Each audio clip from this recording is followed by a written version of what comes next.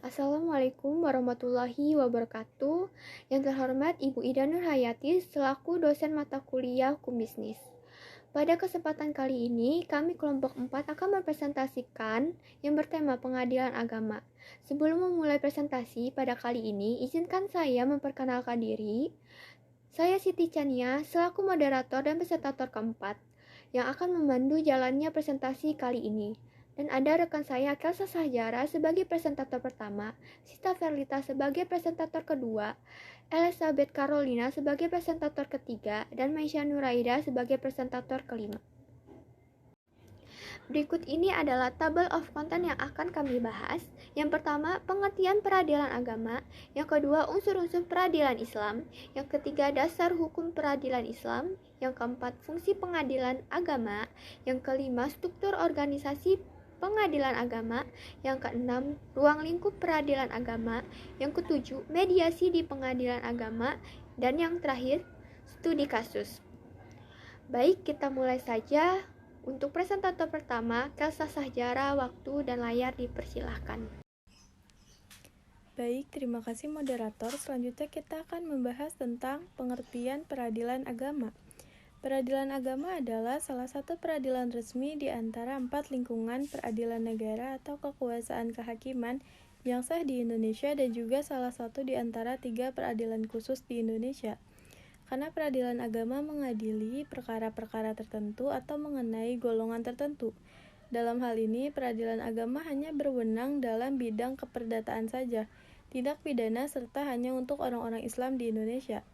Pengadilan agama bertugas dan berwenang memeriksa, memutus, dan menyelesaikan perkara-perkara di tingkat pertama antara orang-orang yang beragama Islam di bidang perkawinan, waris, wasiat, hibah, wakaf, zakat, infak, sedekah, dan ekonomi syariah. Sebagaimana diatur dalam pasal 49 Undang-Undang Nomor 3 Tahun 2006 tentang perubahan atas Undang-Undang Nomor 7 Tahun 1989 tentang peradilan agama. Adapun unsur-unsur peradilan agama Islam yaitu unsur-unsur peradilan agama Islam atau disebut juga dengan rukun qadha. Secara bahasa, rukun yaitu bagian yang kuat yang berfungsi menahan sesuatu. Secara istilah, rukun berarti bagian tertentu yang mesti dari sesuatu, karena terwujudnya sesuatu itu mesti dengan adanya bagian itu. Jadi, rukun qadha atau unsur-unsur peradilan yaitu apa yang menunjukkan eksistensi peradilan itu, baik berupa perkataan maupun perbuatan. Sebagian ahli fikih menyebutkan bahwa peradilan Islam mempunyai 5 rukun atau unsur, yaitu yang pertama ada hakim atau qadhi, yaitu orang yang diangkat oleh kepala negara untuk menjadi hakim dalam menyelesaikan gugatan dan perselisihan dikarenakan penguasa tidak bisa melaksanakan sendiri tugas-tugas peradilan, sebagaimana yang dilakukan Nabi Muhammad SAW pada masa hidupnya. Beliau mengangkat qadhi-qadhi untuk bertugas menyelesaikan sengketa di antara manusia-manusia di tempat yang jauh. Yang kedua ada hukum atau qadha, yaitu suatu keputusan produk qadhi untuk menyelesaikan perselisihan dan memutuskan persengketaan.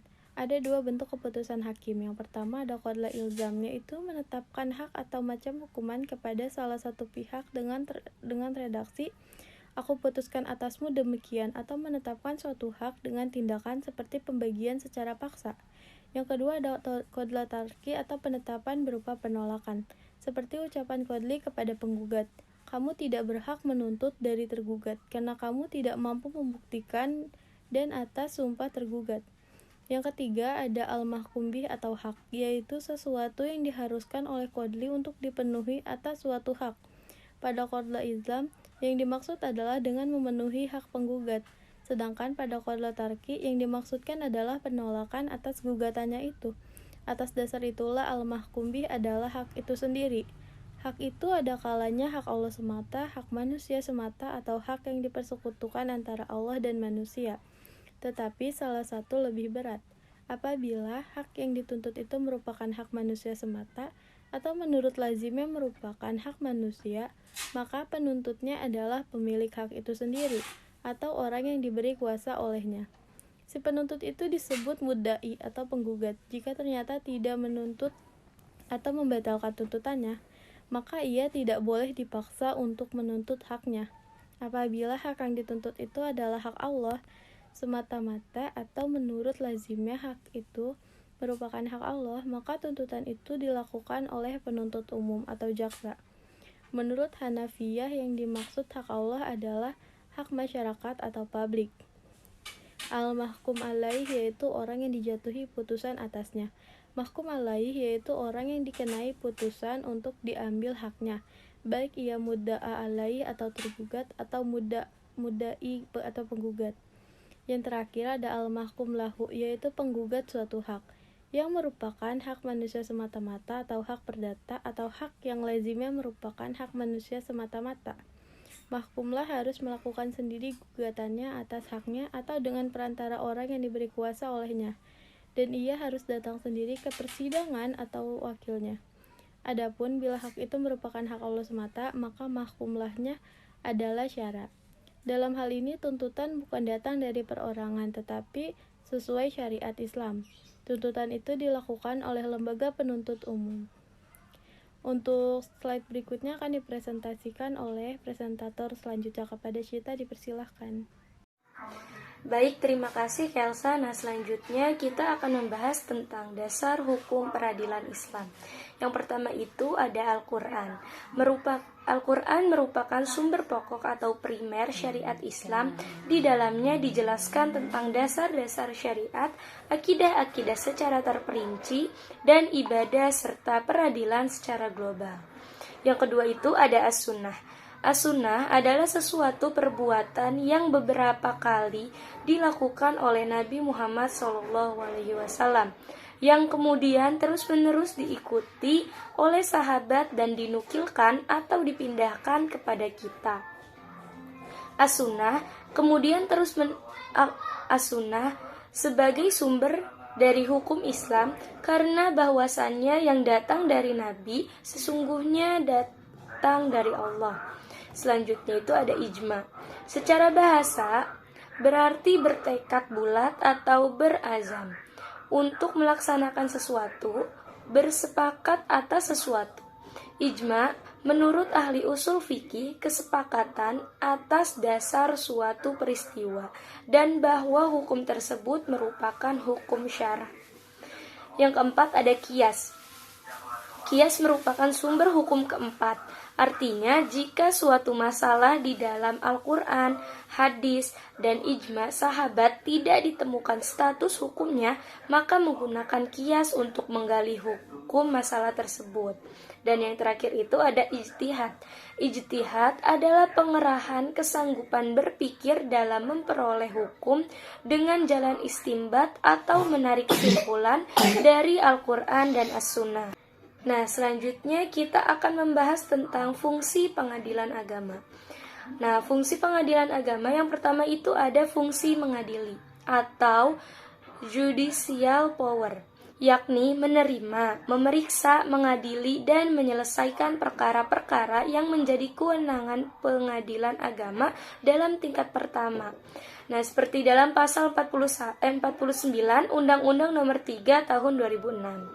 Yang kedua itu ada fungsi pembinaan, yakni memberikan pengerahan, bimbingan, dan petunjuk kepada pejabat struktural dan fungsional di bawah jajarannya, baik menyangkut teknis yudisial, administrasi peradilan, maupun administrasi umum atau perlengkapan, keuangan, kepegawaian, dan pembangunan. Ini tuh seperti dalam pasal 53 ayat 3 Undang-Undang Nomor 3 Tahun 2006.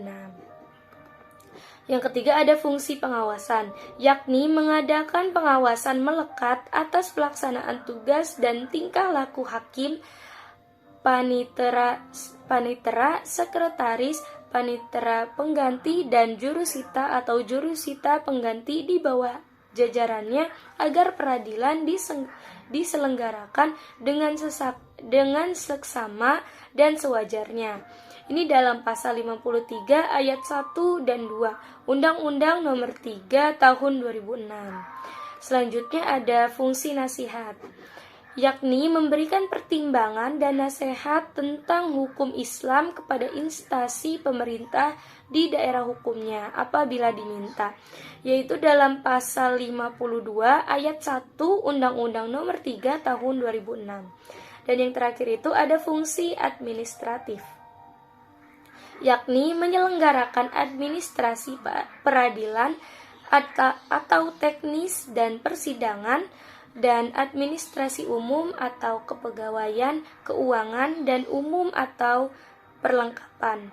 Ini dalam KMA nomor KMA garis miring 080 garis miring 9 garis miring 2006. Baik, selanjutnya akan dijelaskan oleh Elizabeth. Kepadanya waktu dan layar dipersilahkan. Baik, terima kasih Sita. Selanjutnya saya akan membahas tentang struktur organisasi pengadilan agama. Struktur organisasi pengadilan agama terdiri dari pimpinan, hakim anggota, panitera, sekretaris, dan jurusita. Yang pertama ada pimpinan pengadilan. Pimpinan pengadilan agama terdiri dari seorang ketua dan wakil ketua. Ketua dan wakil ketua pengadilan diangkat dan diberhentikan oleh Mahkamah Agung. Yang kedua ada hakim. Hakim adalah pejabat yang melaksanakan tugas kekuasaan kehakiman. Hakim pengadilan diangkat dan diberhentikan oleh presiden atas usulan ketua Mahkamah Agung. Yang ketiga ada panitera. Panitera adalah seorang pejabat yang memimpin kepaniteraan dalam melaksanakan tugasnya. Panitera dibantu oleh seorang wakil panitera, beberapa panitera muda, beberapa panitera pengganti, dan jurusita. Panitera wakil panitera, panitera muda, dan panitera pengganti pengadilan diangkat dan diberhentikan oleh jabatannya oleh Mahkamah Agung.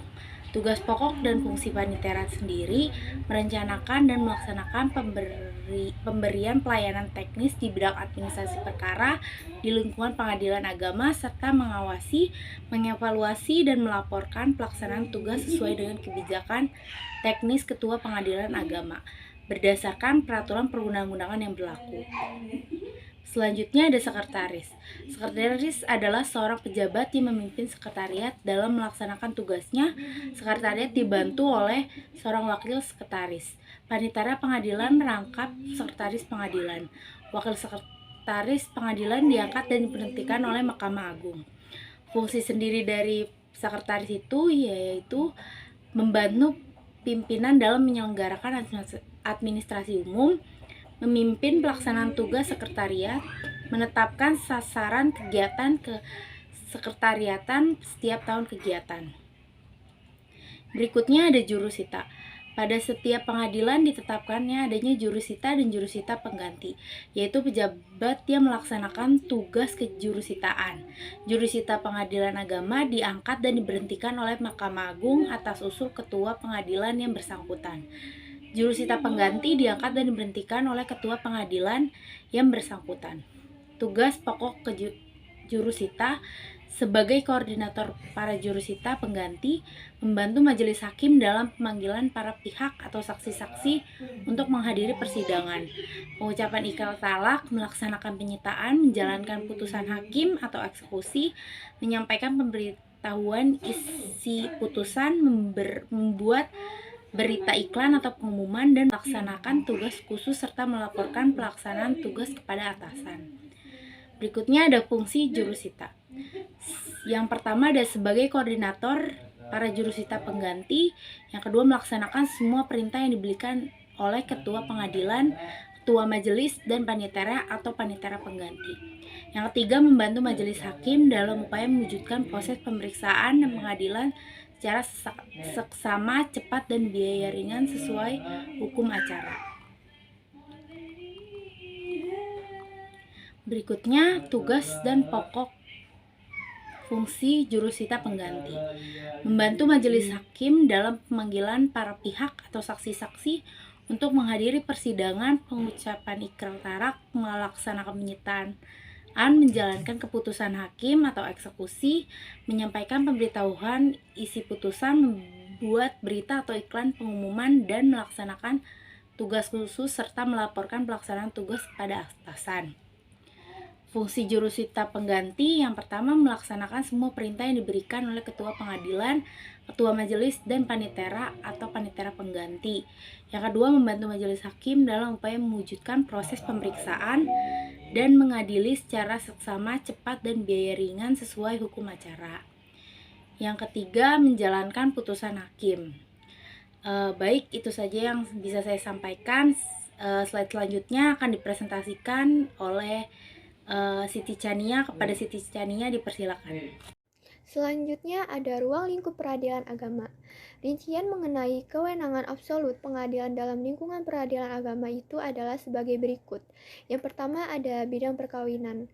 Hal-hal yang diatur berdasarkan Undang-Undang Nomor 1 Tahun 1974 tentang Perkawinan JFO, Peraturan-Peraturan Nomor 9 Tahun 1975 tentang pelaksanaan Undang-Undang Nomor 1 Tahun 1974 mengenai perkawinan yang dilakukan menurut ketentuan syariah dalam kompilasi hukum Islam atau KHI antara lain.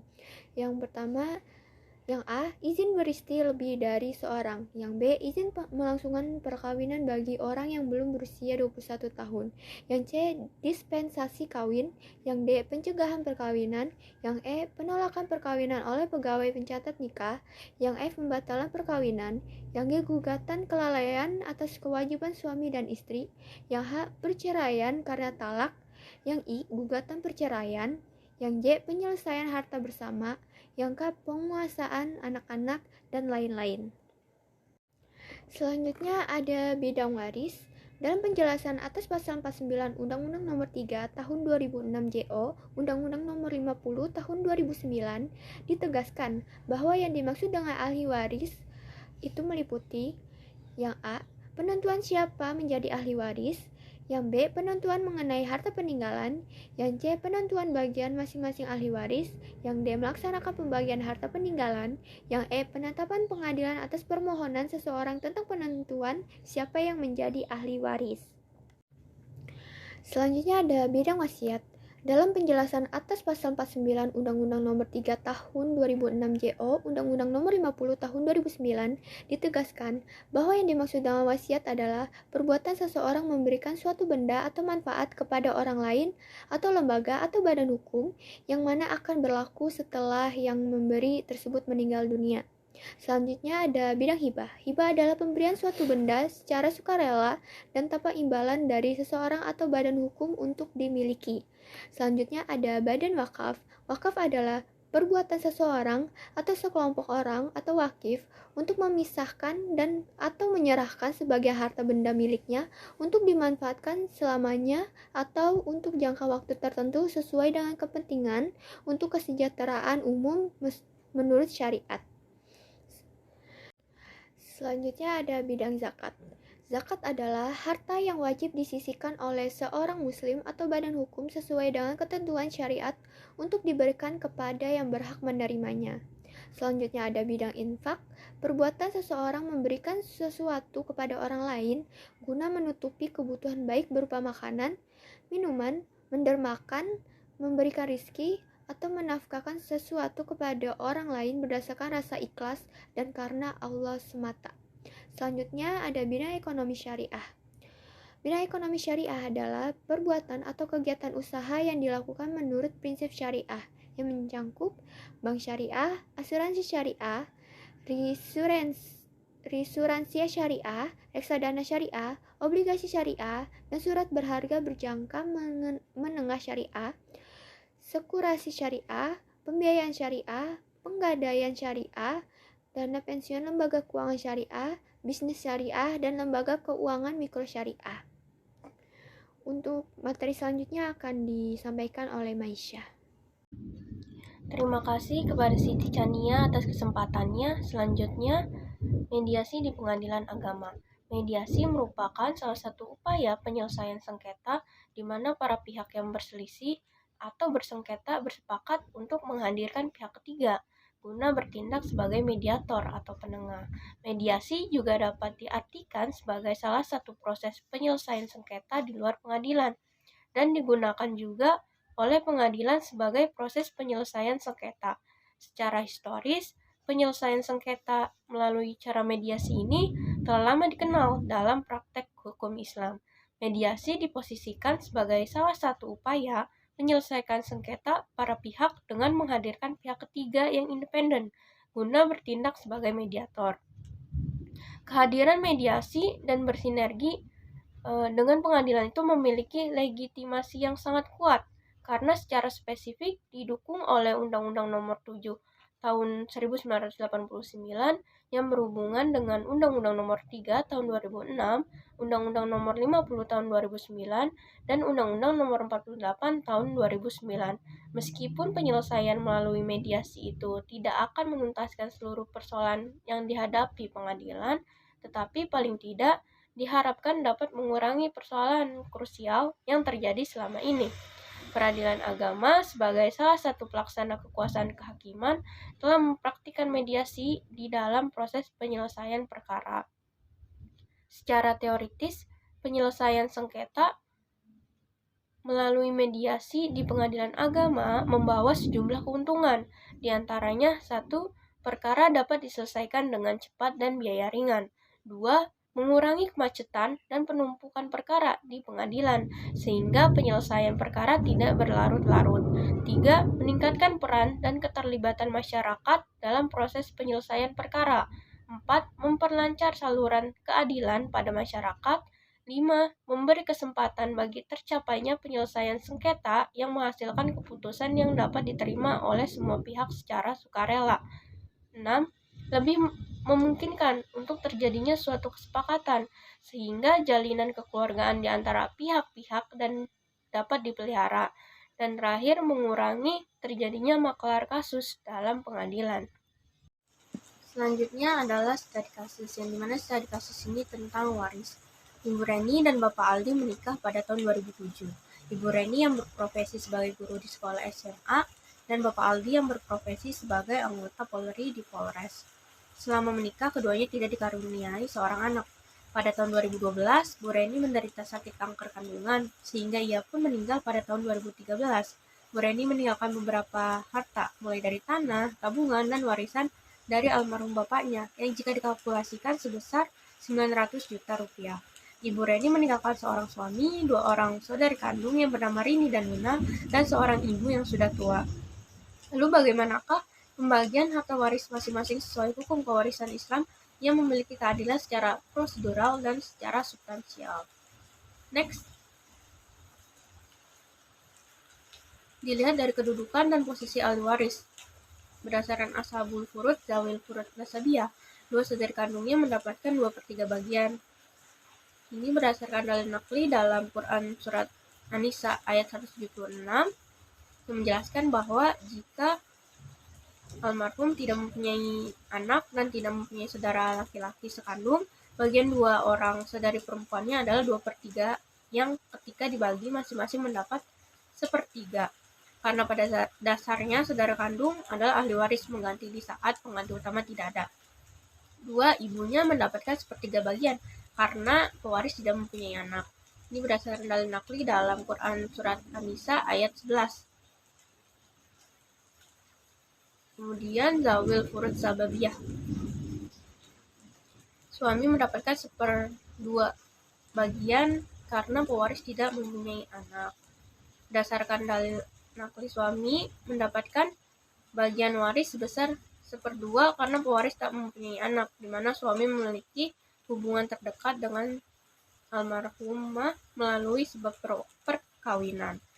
Setelah dilakukan perhitungan nih, jumlah masing-masing ahli waris sesuai dengan kaidah hukum kewarisan, suami mendapatkan 300 juta, ibu mendapatkan 200 juta, dan kedua saudari kandung 400 juta. Sekian pemaparan materi yang dapat disampaikan. Saya kembalikan kepada moderator. Baik, terima kasih Maisha. Mungkin cukup sekian yang dapat kami sampaikan. Untuk presentasi hari ini akan saya tutup. Sekian dari kelompok kami. Terima kasih. Wassalamualaikum warahmatullahi wabarakatuh.